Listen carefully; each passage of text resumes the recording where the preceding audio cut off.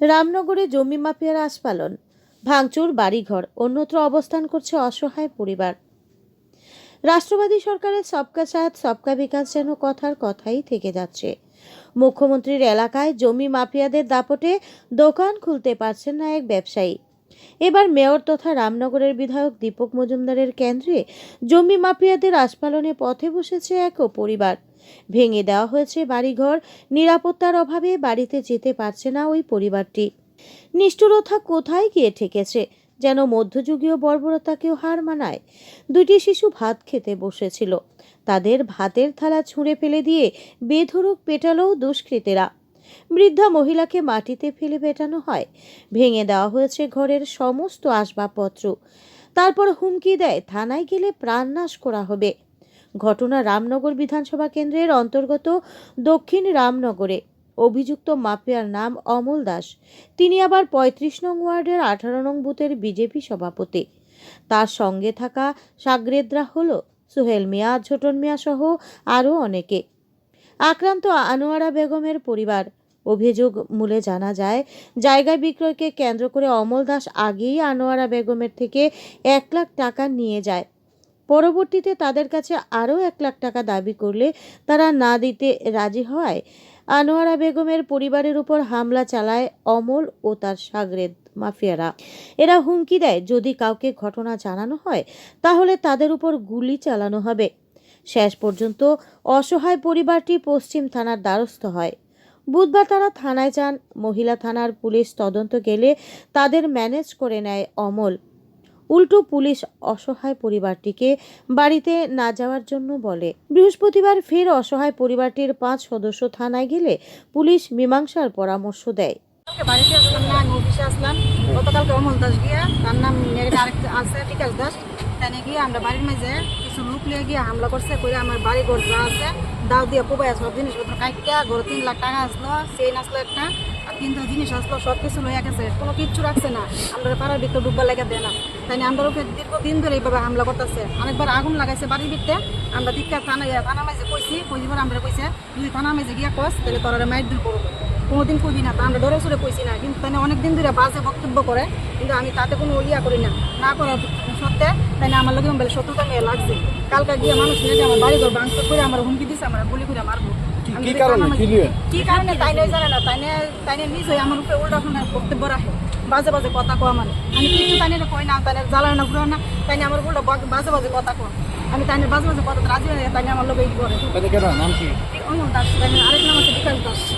তাই নিতে পারো কি করে? আমরা ১৮ নং বুথ প্রেসিডেন্ট, ৩৫ নং ওয়ার্ডে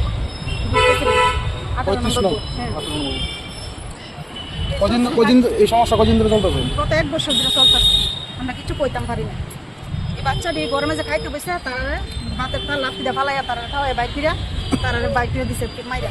ওই মেয়েটারে মাইক দিল কই না, মোবাইল দিয়ে ভিডিও করতে আসলো, তারা খুবাইতেছে, তাইরেও মাইক দিল করতো। মোবাইলটা নিতে ভিডিও করতে মোবাইলটা না, তাই আমি থানার ভিতরে আইসি পরে থানার ম্যাডাম গেছে পরে ম্যাডাম তারা উল্টা বাড়িতে যায়। কি করে আমার মারছে, এই দেখেন আমার মারছে, কি অবস্থা আমার মায়ের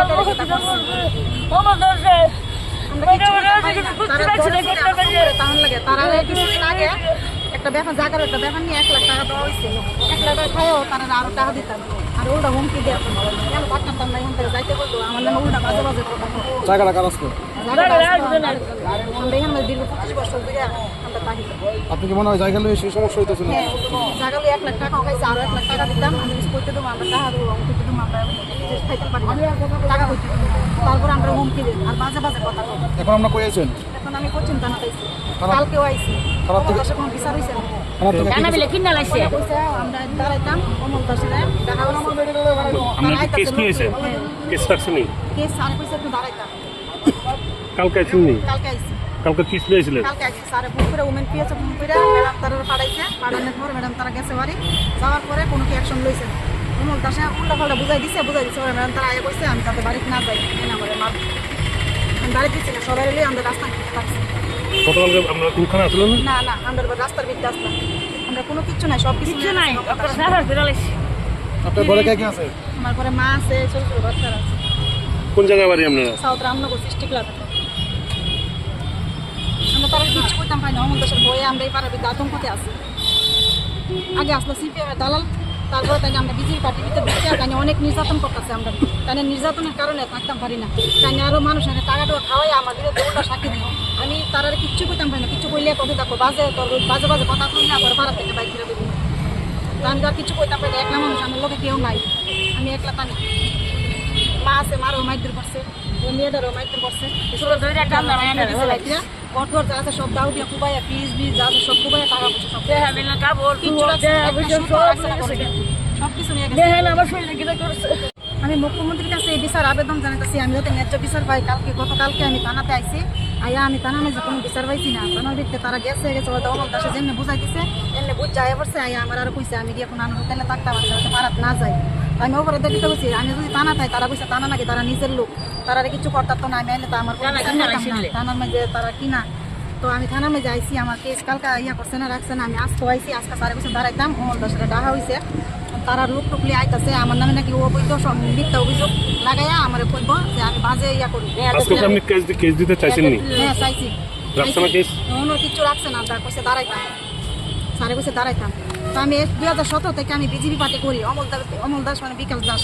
তাই নিয়ে দীর্ঘ কিছুদিন হয়েছে পার্টিতে ঢুকছে, ভিক্ষা বুথ করে তাই ভোট প্রেসিডেন্ট হয়ে গেছে। হইয়া তাই মানুষের আতঙ্কবাদীর মতন তাই মানুষের অত্যাচার করে। মানুষে কিচ্ছু করলে তাই কৈত্র যদি মানুষের সাক্ষী না দেয়, তাই কৈত্র যদি না যা, এলাকার মহিলারা লয়ে যা দরাই দাম পেয়ে লয়ে যা, তারা যদি না তার বিরুদ্ধে সাক্ষী দেয়, তাহলে তারা মহিলারা গিয়ে রাত্রের বেলা 12-1টার দিকে মাইক করে ঘরের ভিতরে আগুন লাগাই দেয়, তারা মেয়েরা অত্যাচার করে। এইসব বক্তব্য কেউ রাখতেছে না, সবাই তারা ডাক দিচ্ছে আমাদের সবাই তাই কৈত্রই আইসে, বাধ্যই আইসে। তারা তখন কিছু কইতে পারে না, কিছু বলে তারা আগে মাইক করবো যদি না আইয়ে সব শুনুন বলে নির্যাতন করে। আমার আরেকবার কতবার আমার মেয়ে টর্চারিং করছে, তারা কিচ্ছু কইতাম পারি না। কইলই বাড়ির মেঝে হুমকি থেকে পিস্তল লয়ে আমার নাকি মাইরা লাগবে, গুলি করবো। বাড়ি ঘর থাকতে না, 2টার সময় গিয়ে আগুন লাগাই দিচ্ছে আমার বাড়িতে। আমরা মুখ্যমন্ত্রীর কাছে আমি এই বিচার আবেদন জানাই যাচ্ছি, মুখ্যমন্ত্রীর কাছে যাতে আমরা ন্যায্য বিচার চাই। আমরা ন্যায্য বিচারের আশা আমি বইয়া রয়েছি, আমি দিয়ে মুখ্যমন্ত্রীর কাছে আমি কি বিচার চাই।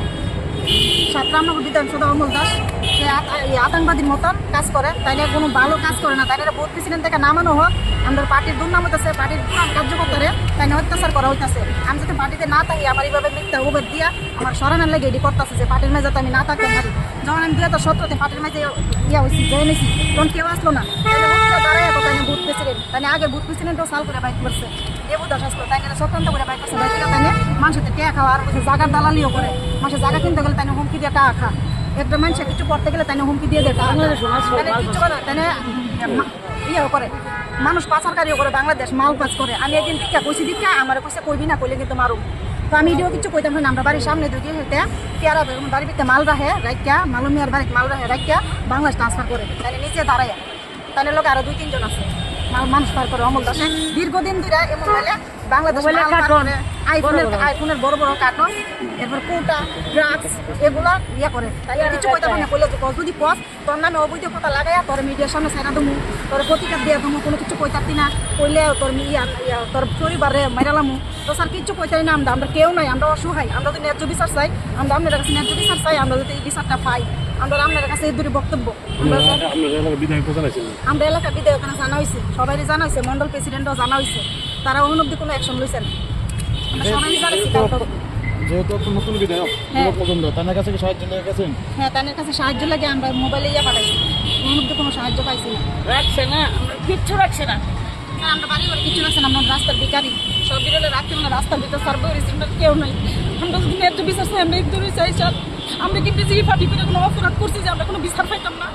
হুট করে সিপিএমের থেকে আমরা বিজেপি পার্টির দিকে আমরা পার্টিটাকে পুরান কার্যকর্তারে বাইক ফিরে সারি একটা হতঙ্গতি করতেছে, একটা অত্যাচার টর্চারিং করা হইতেছে, আমরা কোনো বিচার পাই না স্যার, কোনো সময় কোনো কারণে বিচার পাই না স্যার।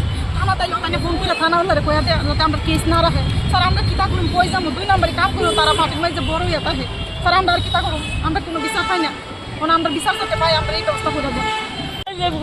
আমার মায়ের অনুরোধ তোমরা যেমন অত্যাচার করতেছো, খাবার শুকিয়ে জিনিসপত্র দিতেছো না, এই কারণে আমার কাছে করছে। আর সুহিল্লা গালগুল বানাইলে কি নাম? সুহিল্লা মিয়া অমল দাস। আর কজন আসলো? অনেকেই আছে, দুটো মেয়ে আছে, 2টার ভূত আছে, 2টি মা আছে,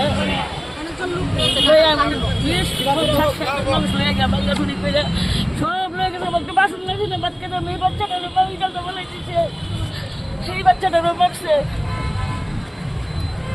কালকে কোন সময় হয়েছে ঘটনা? একটার দিকে। দুপুরবেলা? হ্যাঁ দুপুরবেলা? দুপুরবেলা। এরপর আপনারা থানা জানাচ্ছেন না? এই অবস্থা করছে। আর ঘরে বাবা আমার 10টা হাঁস আমার জন্য দিচ্ছে, 10 পেটনি আছে, 10টা হাঁস নিচে মুখ আছে, সব রয়ে গেছে, আবার কিচ্ছু রাখছে না, বাচ্চা বাসন দেখছে না, সব ঘরে লেগে গেছে। মানে বাইরে উমিল্ল কিনা থানা যাবে থানা আমার হাত থানা আমি কিনা লাগছি, থানা গেলে থানা পুস্তা করতে না আপনারে, থানা দিলে কোনো কথা তো এই অবস্থা আমার দেশে গো। আর এই শহীদরা আছে দাঁড়ায় একটা হেঁটেছে বলে এখন আর একটা ছোট্ট বলে আমার গুলো টান দিয়ে রাখতে পারো রবুল্লাহ গুলো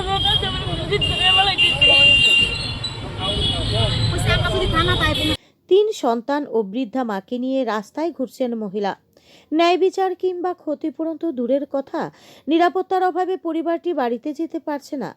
দক্ষিণ রামনগরের বিজেপির নেতা অমল দাস একসময় নাকি সিপিএম এর নেতা ছিল, এখন রং বদলিয়ে বিজেপির নেতা হয়েছেন। যদিও এ বিষয়ে অভিযুক্তের বক্তব্য পাওয়া যায়নি। পুলিশ কিংবা শাসক দলের নেতৃত্ব এখন কী পদক্ষেপ নেয় সেটাই দেখার। Bureau report, voice 24.in।